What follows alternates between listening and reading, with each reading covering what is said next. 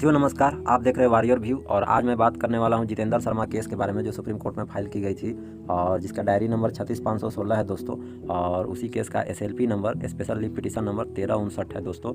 और इस केस में आप सभी को जैसा कि पता है कि सुप्रीम कोर्ट के द्वारा JSSC और झारखंड सरकार को 6 जनवरी को नोटिस इशू की गई थी। उस नोटिस का जवाब JSSC के द्वारा दिया गया है और अपना पक्ष JSSC ने रखा है कि आखिर क्यों उन्होंने इन सभी लोगों का रिजल्ट रोक करके रखा है और क्यों नहीं बाकी खाली सीटों पे वह फिर से एक मेरिट लिस्ट जारी करके बाकी बचे हुए कैंडिडेट को ले लेती है। और इस केस में अभी झारखंड सरकार का जवाब आना बाकी है दोस्तों। तो देखना यह भी दिलचस्प होगा कि झारखंड सरकार क्या अपना पक्ष रखती है और कब तक रखती है। तो अभी फिलहाल JSSC का बात करते हैं दोस्तों। तो JSSC में राणा संजय जी जो डिप्टी सेक्रेटरी हैं JSSC के, उनके द्वारा अपना पक्ष रखा गया है। और JSSC के जो एडवोकेट हैं सुप्रीम कोर्ट में, उनका नाम अनिल कुमार झा जी है और उनके द्वारा पक्ष रखवाया गया है। तो आगे देखते हैं दोस्तों JSSC ने क्या पक्ष रखा है। तो JSSC पहले तो सारा डिटेल दिया है कि यह केस जो डबल बेंच में जितेंद्र शर्मा का केस था, उसका केस नंबर LPA 178 था, जो 2021 में इस माननीय उच्च न्यायालय के द्वारा, हाई कोर्ट के द्वारा डिसमिस कर दिया गया था 9 दिसंबर 2021 को। और उसी को जितेंद्र शर्मा ने सुप्रीम कोर्ट में चैलेंज किया है।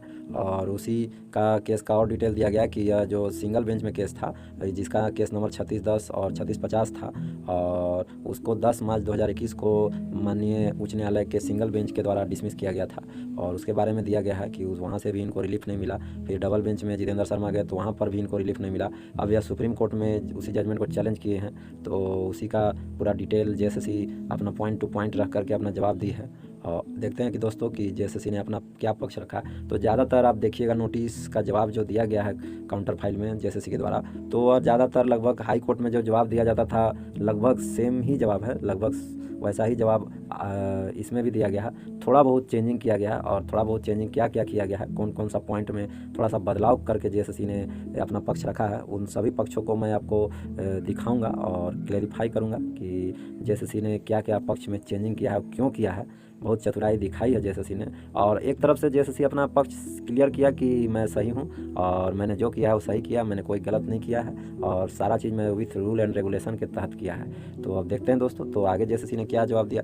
तो JSSC ने पहले दिया कि यह जो एग्ज़ाम था, PT एग्ज़ाम हुआ था, मेंस एग्ज़ाम हुआ था इसमें, और फिजिकल एग्जामिनेशन हुआ था, उसके बाद मेडिकल टेस्ट हुआ था और उसके बाद डॉक्यूमेंट वेरिफिकेशन हुआ था। और जो कैंडिडेट इन सभी प्रक्रिया में पास थे उन्हीं को मेरिट में शामिल किया गया था। लेकिन परंतु कुछ लोगों को मेरिट में शामिल इसलिए नहीं किया गया क्योंकि वो जो हैं लास्ट सेलेक्टेड कैंडिडेट से उनका मार्क्स कम था, जिस वजह से उनको शामिल नहीं किया गया। तो विषय पर मैं JSSC से एक ही सवाल करूंगा कि तो आपने सीट वैकेंट क्यों रखा? आपने सीट खाली रखा तभी तो आखिर लास्ट सेलेक्टेड कैंडिडेट का कट ऑफ हाई रहा। अगर आपने सीट भर दिया रहता तो लास्ट सेलेक्टेड कैंडिडेट का जो कट ऑफ था वह नीचे आता और बाकी लोग भी उसमें शामिल हो जाते मेरिट में। तो यहाँ पे गलती तो सरासर JSSC की है। लेकिन JSSC यहाँ से अपना पल्ला झाड़ रही है और बचने का उपाय कर रही है, लेकिन हम लोग उसे बचने नहीं देंगे और JSSC को अब की हरा ही देना है और अपना जीत सुनिश्चित करना हम सभी को मिल करके। इस पुलिस बहाली 2015 में मुख्यतः 3 प्रकार की सीटें खाली रह गई हैं और तीनों सीटें क्या क्या है। पहला है होमगार्ड का सीटें खाली थी और दूसरा जो सीट खाली है महिलाओं की सीट, जो 33% रिजर्वेशन दिया गया था फीमेल कैंडिडेट को, उसका सीट वैकेंट रह गया, खाली रह गया है। और तीसरा जो है नॉन ज्वाइनिंग कैंडिडेट का, जो इनका मेरिट लिस्ट में नाम आ गया लेकिन उस कैंडिडेट का किसी और भी जॉब में नौकरी लग गई तो वह बंदा ज्वाइन नहीं किया, तो वैसे सीट भी खाली रह गए। तो तीनों मुद्दे पे JSSC ने अपना स्टैंड क्लियर किया है इस काउंटर जवाब के माध्यम से। तो तीनों में क्या क्या जवाब दिया है JSSC ने उसको देखते हैं। तो सबसे प्रथम हम लोग देखेंगे होमगार्ड वाले मैटर में, जो होमगार्ड का सीट वैकेंट था उस पर JSSC का क्या स्टैंड है।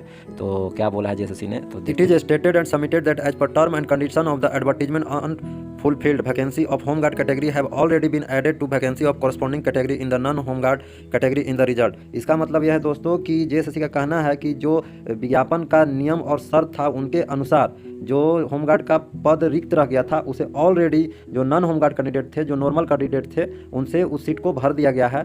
और जो भी सीट अब बाकी है जहाँ तक खाली है वह सिर्फ होमगार्ड का फीमेल का सीट खाली है। तो फिर से फीमेल वाला मैटर चला जाता है महिला रिजर्वेशन पे कि जो फीमेल का सीट पुरुष को नहीं दिया जा सकता, मेल से नहीं भरा जा सकता है। तो इस मैटर पे आप JSSC को नहीं लपेट सकते हैं और आप किस मैटर पर JSSC को लपेट सकते हैं वो भी मैं आपको इस वीडियो में बताऊंगा दोस्तों। तो अब आते हैं महिला सीट वाले पे कि महिला सीट पे दूसरा नंबर पॉइंट था कि महिला पद जो है, महिला का सीट जो खाली है, तो उस पर आते हैं दोस्तों। तो उसमें क्या कहा गया, the petitioner have requested to select male candidate in place of vacant seat of female candidate in this context. It is worth mentioning that as per the provision made in Rule 5 2 of the recruitment rule for the concerned examination 33% vacancy have been earmarked for female candidate। तो इसका मतलब है दोस्तों कि जो petitioner हैं उनके द्वारा रिक्वेस्ट किया गया है, मांग किया गया है कि जो सिलेक्ट मेल कैंडिडेट हैं उनको फीमेल कैंडिडेट का जो पद खाली रह गया उस पद पर ले लिया जाए, और वह जो खाली पद है महिलाओं का वह पुरुष को उस पर सेलेक्ट कर लिया जाए। तो इस पर जेएसएससी का कहना है कि जो यह नियम जो है वह नियम इन लोग को इजाज़त नहीं देता है कि जो पुलिस मैनुअल एक्ट बनाया गया था उसका नियम 5 का सेकंड नंबर पॉइंट में यह चीज़ क्लियर लिखा हुआ है कि जो 33% वैकेंसी जो है महिलाओं के लिए कर्णांकित हैं। तो इसके आगे कुछ भी नहीं लिखा गया है, बस इतना ही लिख करके छोड़ दिया गया। तो वहाँ पे जो विज्ञापन है साइलेंट हो जाता है कि अब पुरुष को देना है या नहीं देना है, इस पर क्लियर नहीं जवाब है। तो यहाँ पे सिर्फ यही लिखा गया कि 33% vacancy have been earmark for female candidate. तो 33% सिर्फ जो महिलाओं के लिए सीट जो है वो कर्णांकित रहेंगी। कर्णांकित रहेंगी का मतलब होता है कि निर्धारित है।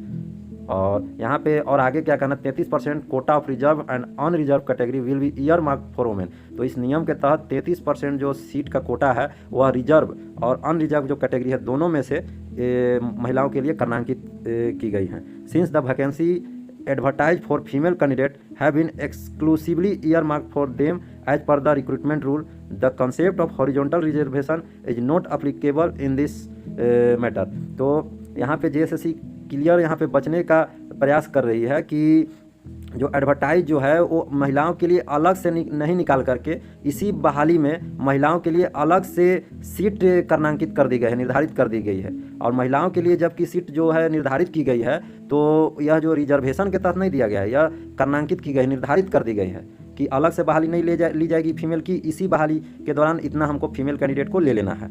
तो इसलिए इस जो महिला का सीट अगर खाली भी रह जाता है तो उसको हम पुरुष को नहीं दे सकते हैं। और जो यह कंसेप्ट है हॉरिजॉन्टल रिजर्वेशन का कॉन्सेप्ट, इस पर लागू नहीं होता है, क्योंकि हॉरिजॉन्टल रिजर्वेशन का कॉन्सेप्ट तब लागू होता है जब पुरुषों का सीट में महिलाओं को रिजर्वेशन दिया जाता है। लेकिन ऐसा नहीं है, यह पुरुषों का सीट को महिलाओं को रिजर्वेशन नहीं दिया गया। इसमें इसका जेएसएससी का कहना है कि महिला का सीट अलग से निर्धारित कर दी गई है, कर्णांकित करके रखी गई है। तो यहाँ पे वह सौरभ यादव का जो मैटर लगा है तो उसको से यह अलग दिखाने का प्रयास किया जा रहा है जेएसएससी की, ताकि जो सौरभ यादव का मैटर, जो Saurabh Yadav versus state of UP का जो केस है वह वाला केस इस पे लागू न हो और उससे इसको अलग दिखाने का कोशिश कर रही है जेएसएससी। तो अब जेएसएससी जाने की ऐसा क्यों बोल रही है, लेकिन यहाँ पे दो ही चीज़ है। कोई भी अगर आप सीट को अगर अलग करते हो, निर्धारित भी करते हो, तो आप किसी न किसी पर्टिकुलर रिजर्वेशन के तहत करते हो। तो इसका मानना कि नहीं, यह रिजर्व नहीं है, यह कर्णांकित है। यहाँ पे यह क्लियर कर रही है जेएसएससी। अब यहाँ पे जज साहब ही बता सकते हैं कि कर्णांकित और रिजर्वेशन मतलब कि ईयर मार्क्ड एंड रिजर्वेशन में क्या अंतर होता है, और क्या दोनों एक ही चीज़ होती है, क्या दोनों अलग अलग चीज़ होती है। तो इस पर अब ये सुप्रीम कोर्ट ही डिसीजन लेगी कि ईयर मार्क्ड का मतलब क्या होता है और रिजर्वेशन का मतलब दोनों में क्या डिफरेंस है। और अगर दोनों एक ही हैं तब तो यह हॉरिजॉन्टल रिजर्वेशन इस पर लागू होगा, और अगर दोनों अलग अलग चीज़ें हैं तो यहाँ पे जैसे इस पर भी फंसेगी कि मान लीजिए ठीक है, आप अगर हॉरिजॉन्टल रिजर्वेशन अगर इसको नहीं मानते हो तो रिजर्वेशन दो ही है संविधान में, दो ही तरह से रिजर्वेशन दिया गया है अभी तक।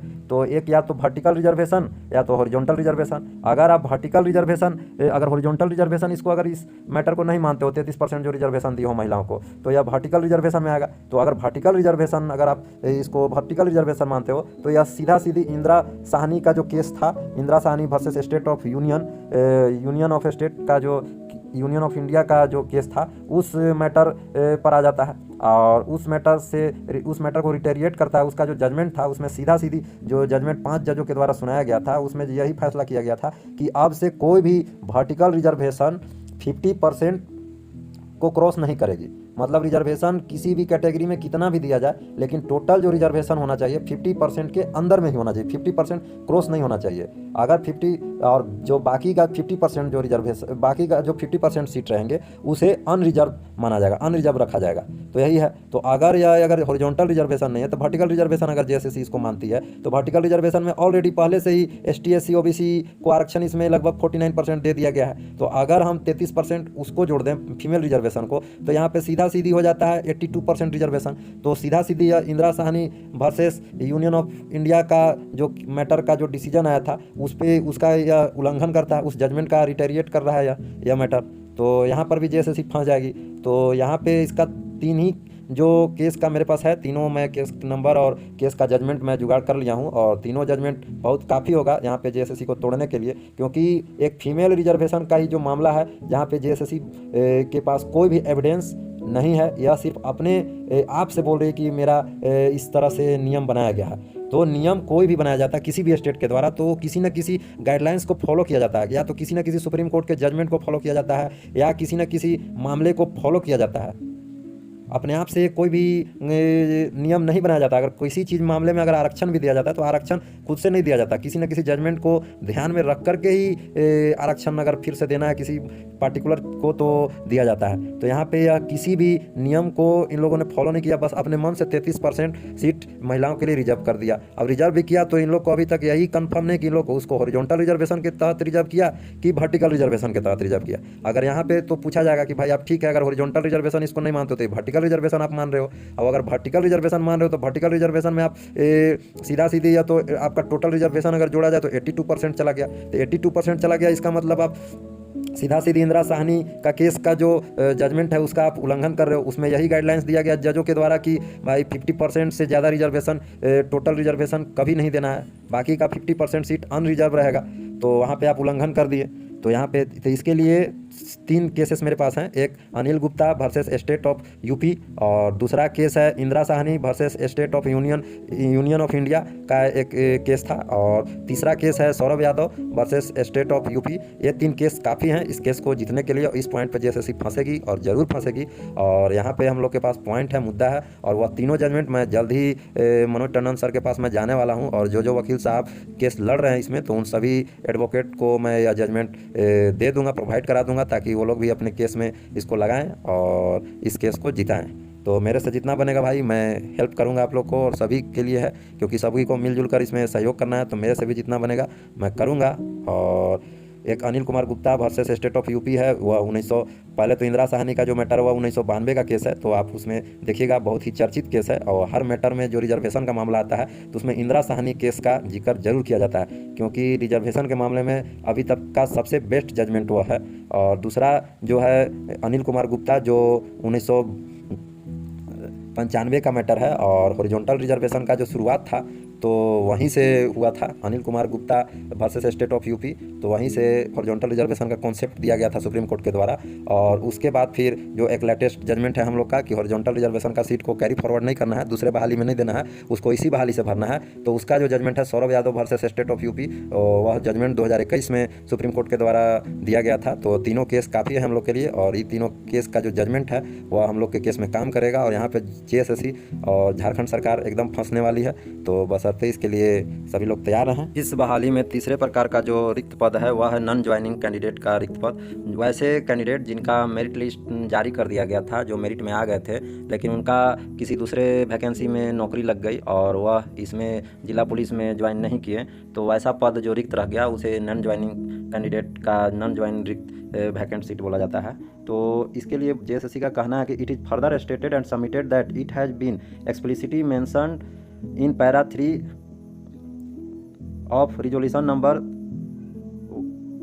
1326 dated 27 November 2012 of the Department of Personal Administrative Reform and Rajbhasha, Government of Jharkhand, that seat remaining vacant due to non-joining of candidate or any other reason will be counted in vacancy of next requisition। मतलब JSSC इसके लिए जो reason बताती है, उसका reason यह है कि जेएसएससी का जो गठन हुआ था 2012 में, तो उसके लिए एक नियमावली बनाई गई थी कि जेएसएससी के द्वारा कोई भी वैकेंसी में अगर एक ही बार मतलब कि मेरिट लिस्ट जारी की जाएगी, और एक बार जिसमें मेरिट लिस्ट जारी कर दी गई उस सीट पर दोबारा से मेरिट लिस्ट जारी नहीं की जाएगी।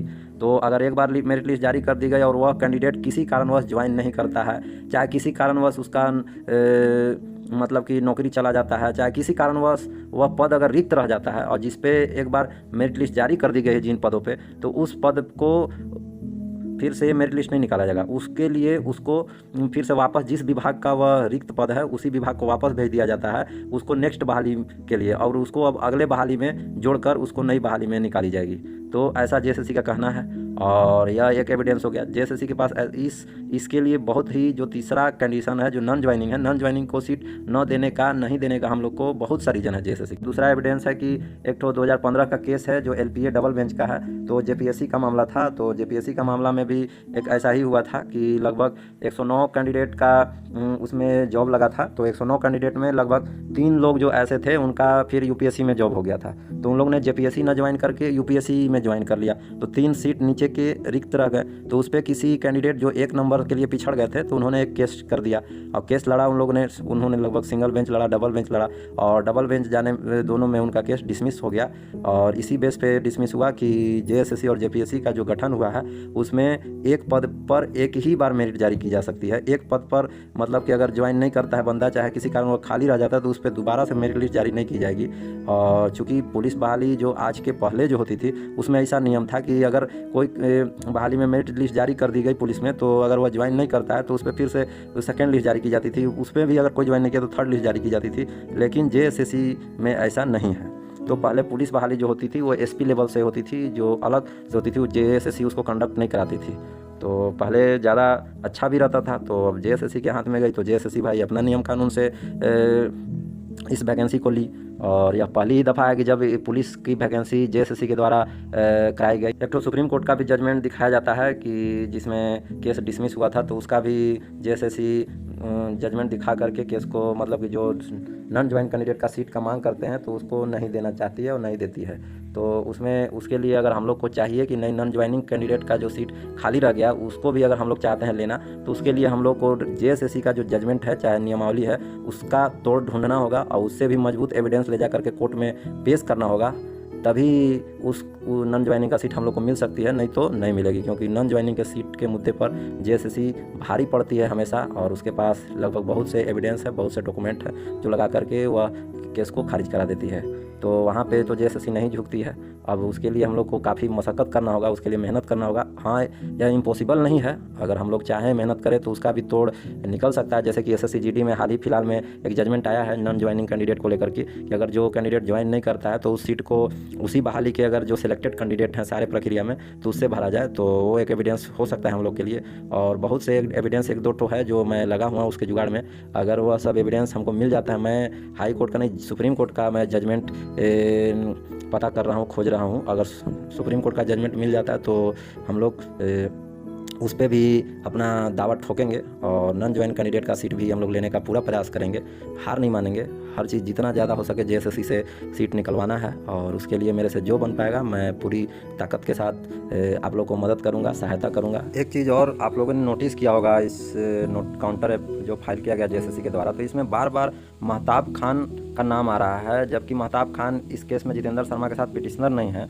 और महताब खान का केस जो डबल बेंच में था एलपीए 179, उसका बार बार जिक्र किया गया है इस नोटिस में। तो वह क्यों किया गया तो उसका मैं जानकारी दूंगा दोस्तों आप लोगों को। तो मैं एक चीज़ बताऊं कि जितेंद्र शर्मा और महताब खान सब लोग जो सिंगल बेंच में जब केस फाइल हुआ था तो सब एक ही केस में थे, जो 36-10-36-50 केस चल रहा था सिंगल बेंच में, तो उसमें सबको एक साथ मिल करके केस किए थे। लेकिन जब डबल बेंच में जब सिंगल बेंच में केस खारिज हो गया और जब इन लोग डबल बेंच में गए तो डबल बेंच में महताब खान सिंगल अकेले केस फाइल किए और जितेंद्र शर्मा लोग एक अलग ग्रुप बना के बाकी लोग जो बचे हुए थे वो अलग मिल करके केस फाइल किए। विशाल कुमार और जितेंद्र शर्मा, नसीम, ये सब मिल करके केस किए और महताब अकेले केस फाइल किए। लेकिन वहाँ पे दिलचस्प यह हुआ कि वहाँ पे डबल बेंच में जो पहला केस फाइल किया गया था वह महताब खान के द्वारा केस फाइल किया गया था, इसलिए जो मेन केस है डबल बेंच में वह महताब खान का था। और महताब खान का ही केस के बेस पे आधार पे जब महताब खान का जजमेंट 7 तारीख 12वां महीना 2021 को आया, महताब खान के ही केस के जजमेंट के आधार पर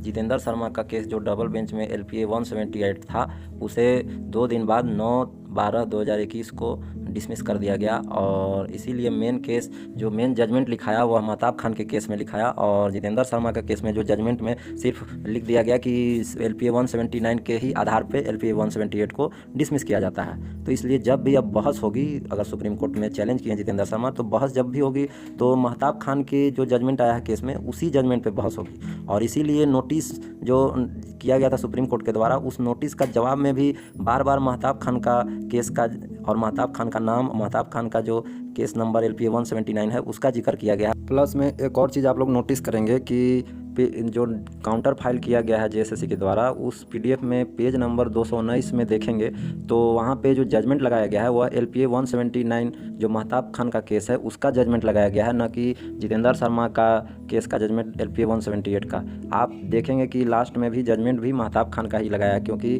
मेन केस जो है वो महताब खान का ही है और उसी पर बहस होगा। पूरा नोटिस को पढ़ने के बाद मुझे तो यही समझ में आ रहा है, चाहे आप लोग भी पढ़े लिखे लोग हैं, समझदार लोग हैं, तो आप लोग को भी यही लग रहा होगा कि केस उतना आसान नहीं है जितना हम लोग आसान समझ रहे थे, और इतना आसानी से हम लोग को जीत भी नहीं मिलने वाली। इसके लिए हम लोगों को बहुत मजबूती से और पूरी ताकत से एकता बना करके लड़ना होगा, तभी हम लोग यह केस सरकार से जीत सकते हैं। क्योंकि जेएसएससी के जवाब से ऐसा कहीं नहीं लगता कि जेएसएससी इस केस को हारने के मूड में है और रिजल्ट प्रकाशित करने के मूड में है। जेएसएससी ने अपने ओर से पल्ला झाड़ लिया है और वह किसी तरफ से, सब आप लोग भी देख लीजिए, आप लोग भी पढ़ने लिखने वाले लोग हैं तो आप देख के समझ सकते हैं कि जेएसएससी एकदम नहीं चाहती इस मैटर में फिर से रिजल्ट प्रकाशित हो। वह सारे सवालों का एकदम पॉइंट टू पॉइंट जवाब दिया है और पूरा मूड में है सरकार भी और जेएसएससी भी कि इसको मजबूती से वो लोग लड़ेंगे। और अगर हम लोग को जीतना है तो इसके लिए अगले हियरिंग में, अब क्योंकि जेएसएससी के द्वारा जवाब दाखिल कर दिया गया है और जेएसएससी के द्वारा काफ़ी मजबूत एविडेंस के साथ पॉइंट टू पॉइंट जवाब दिया गया है, तो हम लोग को भी बहुत ही मजबूती से आगे कदम रखना होगा और लड़ाई लड़ना होगा। तो इसके लिए अगले डेट में हम लोग को सीनियर एडवोकेट हर हाल में लाना चाहिए और इसके लिए मैं सभी से आग्रह करूंगा एसएलपी टीम से, आप लोग जितना जल्दी हो सके सीनियर एडवोकेट से बात कीजिए और सीनियर एडवोकेट को बुक करके रखिए और पूरा चीज़ डिस्कशन करके रखिए, पूरी तैयारी के साथ रहिए, क्योंकि डेट कभी भी लग सकती है और डेट जब लगेगी तो आपको समय नहीं मिलेगा सीनियर एडवोकेट को रखने के लिए। तो इसलिए अभी से ही तैयारी मजबूत रखें और सीनियर एडवोकेट से बात करके रखें ताकि अगले डेट में हर हाल में सीनियर एडवोकेट उतारा जाए और केस को मजबूती प्रदान किया जाए ताकि हम लोग केस जीत सकें। क्योंकि हम लोग हाई कोर्ट में ऑलरेडी 2 दफ़ा हार चुके हैं, सिंगल बेंच में हार चुके हैं, उसमें दूसरे जज थे, और डबल बेंच में चीफ जस्टिस होते हैं हाई कोर्ट के, उसमें भी 2 जज बैठते हैं, 2 जज भी ने भी केस को डिसमिस कर दिया। तो यह जो जवाब को जो लोग बोलेंगे घिसा पीटा जवाब है वही हाई कोर्ट वाला, तो इसे आप घिसा पीटा जवाब नहीं कहें, यही घिसा पीटा जवाब आपको आज 5 साल से केस हरा रहा है और इसी घिसा पीटा जवाब जो जेएसएससी का है, यही घिसा पीटा जवाब के चलते आप आज तक बेरोजगार हैं। तो इसे घिसा पीटा नहीं समझें, यही जवाब के चलते आप हारे थे और अगर यही जवाब, अगर इसका हम लोग अच्छा से तोड़ नहीं निकाले और सुप्रीम कोर्ट में बढ़िया एडवोकेट करके अगर एक ही एडवोकेट के भरोसे रहेंगे तो हम लोग केस हार जाएंगे और ऐसा ना हो, इसीलिए बोल रहे हैं कि सुप्रीम कोर्ट में हर हालत में अगले डेट में सीनियर एडवोकेट लाएं ताकि हम लोग केस को जीत सके। चैनल को सब्सक्राइब करें, वीडियो को लाइक करें, कमेंट करें।